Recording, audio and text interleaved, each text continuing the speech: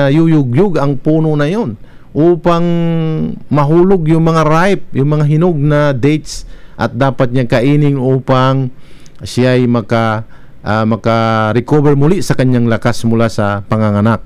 So yun po yung dates na yon, hindi nahihinog kapag hindi tag-init. Wala pong dates nahihinog kapag taglamig. Kaya ang Quran sa aral ng Islam naniniwala na ang Isa alayhis salam, ang Jesus Christ, ang Jesus na anak ni Maria ay pinanganak sa tag-init, hindi taglamig, hindi po December. So, although may mga jurists or may mga knowledgeable people sa mga Christianity na naniniwala din na hindi ang kapanganakan ni Jesus ay hindi sa December. So, ang viewpoint ng Islam ay more acceptable dahil ito po ay sa tag-init. At yung tag-init na yon, nahihinog yung tinatawag na ripe or hinog na mga dates, yung bunga ng date farm. Yan. Kaya, sa kanilang kapanahunan, sa panahon ng Propeta Muhammad sallallahu alaihi wasallam, for info po, ang pagitan ng Jesus, ng Isa alayhis salam at ng Propeta Muhammad sallallahu alaihi wasallam, more or less 200 years. So, sa pagitan na yan, ang mga tao ay naligaw. Sila ay sumamba sa ganon, ganito, hubot-hubad, minsan pag nagsasamba or kung ano-ano mga sinasamba, mga ulo, hayop, ibon, lahat. Imagine po dyan dahil sa ito ay panahon ng Jahiliya between Prophet Jesus and Muhammad sallallahu alaihi wasallam, bago hinirang Propeta Muhammad sallallahu alaihi wasallam. In those years, more or less 200 years, ang mga tao ay naging Jahiliya. Ibig sabihin, naging ignorant. The ignorance prevails among them. Naging ignorante sila sa paggawa ng religious rites or sino ang sambahin, sino ang Diyos. Dahil kung ano-ano lang mga Diyos ang kanilang sinamba, ulo ng hayop, mga kung ano-ano mga ribulto, lahat na yon.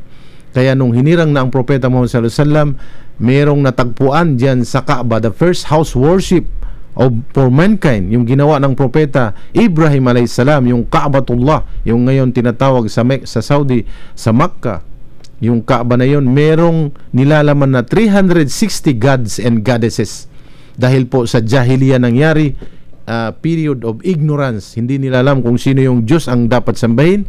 Dahil walang propeta in between those years, 200 years, more or less, ay sumamba po ang mga tao sa mga kung ano-anong mga idols at mga kung anong mga Diyos-Diyosan.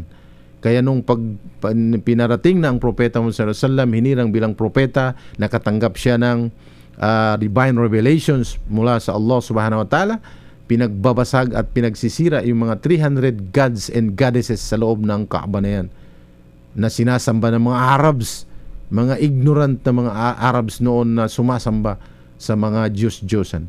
At ang muli na inumbalik po yung tinatawag na purity of worship to Allah subhanahu wa ta'ala, na kung saan ito rin yung pinadala or inutos ng Allah sa mga naunang mga propeta, mula halimbawa Propeta Abraham, Propeta Moses, Propeta David, hanggang sa Propeta Isa alayhis salam. Yan po ang purity of worship na inutos, is to worship only one God, hindi sa mga idolo. Kaya nangyari po yun na nalinis yung mga pagsamba na yon, hanggang sa patuloy yung pagpaparating ng mensahe ng Propeta Muhammad sallallahu alaihi wasallam sa mga tao, at dito po nanumbalik ang purity to worship only one God. Kaya yun po yung nangyari, at na-mention natin yung isang ganta, kung halimbawa man ito ganta na ibibigay bilang sadaqatul fitr. Doon po tayo sa sadaqatul fitr. Ang equivalent ito sa kilo natin is 3 kilograms. Yung isang sana yon. Kumbaga malaking gantahan na yon. Meron tayong ganta noon na kwadrado noong mga naunang araw na yon. So ngayon, kilo-kilo, ang katumbas nito ay 3 kilo. Kung sa atin dito, bigas ang ibibigay natin sa sadaqatul fitr, bigas na 3 kilogram bawat isang tao, either bata or matanda at mga pre-slave. Sa ngayon wala naman slave na tayo, puro mga malayang tao na tayo, hindi katulad ng mga panahon ng mga naunang may mga alipin. Okay. So, aside from bigas or dito tayo, merong jurist or merong scholar na nag-aalaw ng amount. Ito po ay meron tayong sa Islam tinatawag na School of Thought sa ilalim ng Abu Hanifa, na Imam Abu Hanifa School of Thought. It is permissible to set aside as Sadaqatul Fitr an equivalent value. So pag pinag-usapan po natin value, yung amount kung magkano kung magkano aabutin yung 3 kilo na yon. Kapag dito sa atin halimbawa sa Pilipinas, dito sa atin ngayon, ang kilo ng bigas ay ang pinakamababa na siguro 36, 37, pataas 40, let's say 40 na lang ang kinakain natin, yung halaga ng bigas araw-araw na binibili natin.